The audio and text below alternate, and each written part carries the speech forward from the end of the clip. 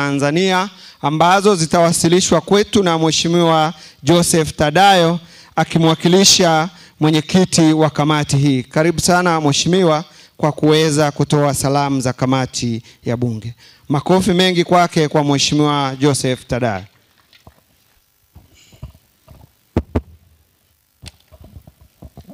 Mheshimiwa mgeni rasmi, Mheshimiwa Paul Christian Makonda, mkuu wa mkoa wa Arusha, Mheshimiwa Waziri wa Katiba na Sheria, ndugu yangu Dr. Damas Ndumbaro, na baada ya hapo Mheshimiwa mgeni rasmi uniruhusu nidandie itifaki ambayo ameiweka hapa mwanasheria mkuu wa serikali, kwa sababu sitaweza kutengeneza itifaki nzuri kama aliyotengeneza yeye.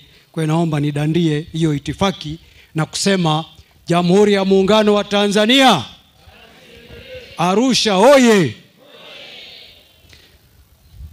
Mheshimiwa mgeni rasmi, kwanza naomba ni washukuru wenzetu wa Wizara ya Katiba na Sheria wakiongozwa na Mheshimiwa Waziri na timu yake kwa kupenda kutushirikisha na sisi kamati ya kudumu ya Bunge ya Utawala, Katiba na Sheria kwa niaba ya Bunge kuja kushiriki katika shughuli hii.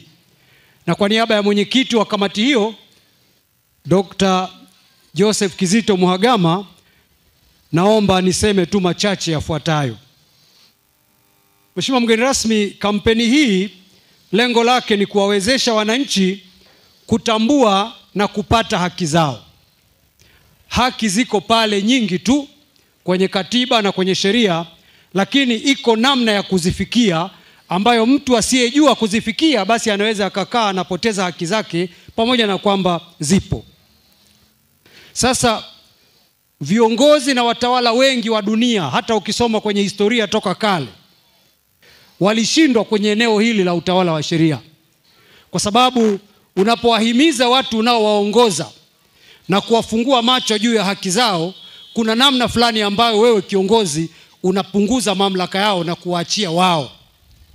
Kwa hiyo ukiona kiongozi ambaye anahimiza utawala wa sheria, anawaamsha wananchi wanaojua na wasiojua juu ya haki zao na kuwafundisha jinsi ya kuzifikia, basi ujue kwamba huyo kiongozi, la kwanza anajiamini, lakini la pili anaamini katika haki.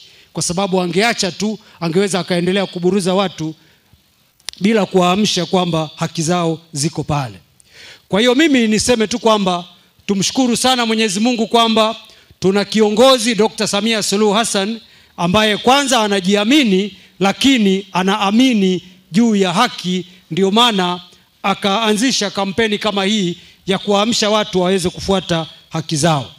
Kwa hiyo sisi kama kamati ya Bunge na kama Bunge pia tunampongeza Mheshimiwa Rais kwa jinsi ambavyo amechukua hatua hii kubwa ya kuanzisha kampeni hii, na sisi tutaungana naye bega kwa bega, hasa sisi kamati ya sekta hiyo ya Katiba na Sheria, ili kuhakikisha kwamba kampeni hii inafanikiwa. Kwa hiyo kwa wananchi tujitokeze kwa wingi kwenda kupata huduma hii ya bure na huduma ya muhimu kabisa katika maisha yetu kama wananchi. Na kwa sisi watoa haki ambao tuko kwenye nafasi mbalimbali za kutoa haki, hii ni message, ni ujumbe kwamba Mheshimiwa Rais anataka tutende haki popote pale ambapo tumepewa dhamana. Basi niwatakie kila laheri katika kampeni hii leo, siku ya uzinduzi, lakini na huko mbele ambako tunakwenda kutumia huduma hii. Asanteni sana, Mungu awabariki.